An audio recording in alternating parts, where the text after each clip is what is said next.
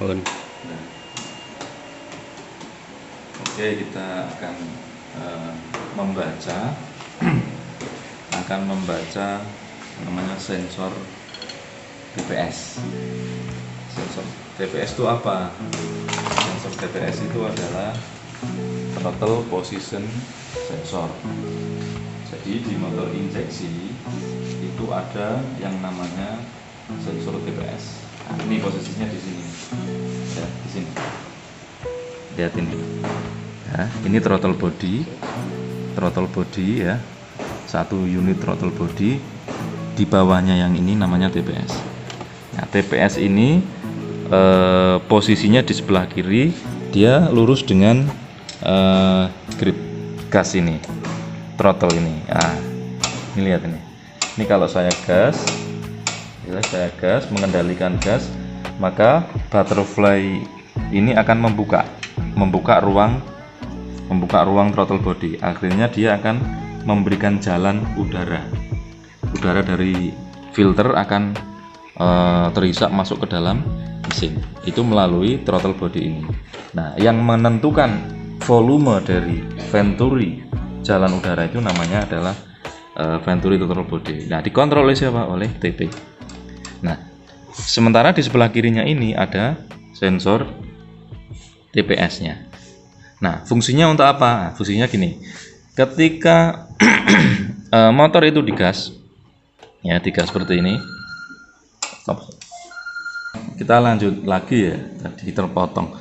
Jadi sensor TPS itu sebenarnya dia adalah seperti potensio volume sebuah elektronik. Dia itu sebuah variabel resistor. Artinya dia ini sebuah tahanan yang bisa berubah-ubah, sebuah hambatan yang bisa berubah-ubah.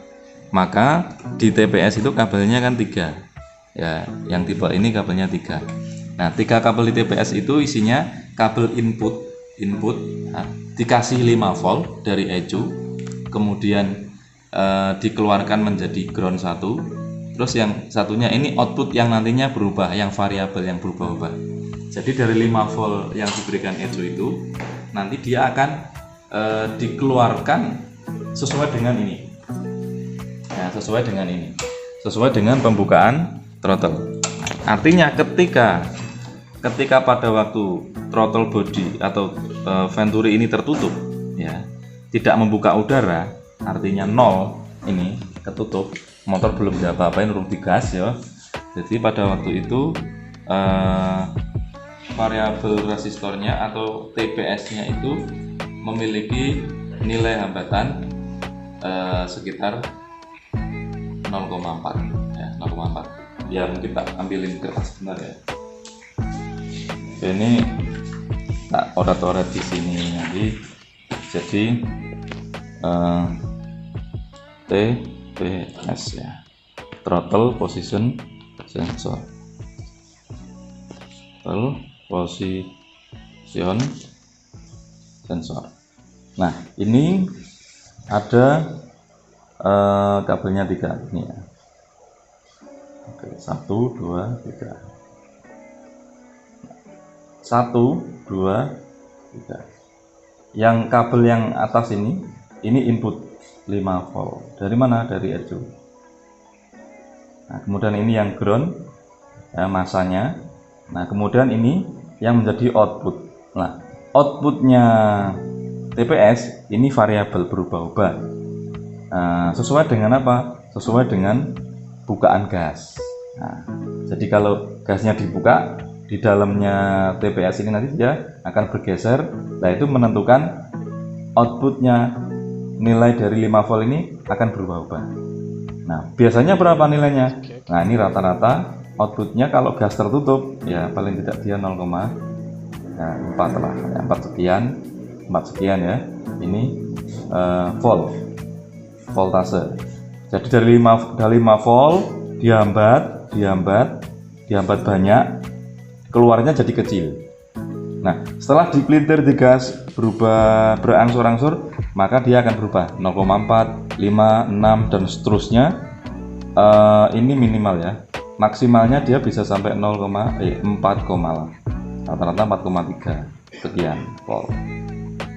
Nah, pada waktu di gas maksimal ini sekitar 4,3 volt.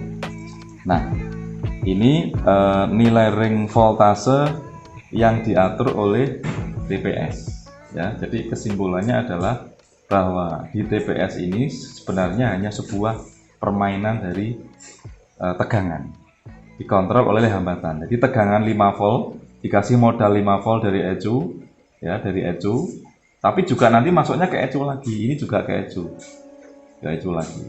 5 volt diatur.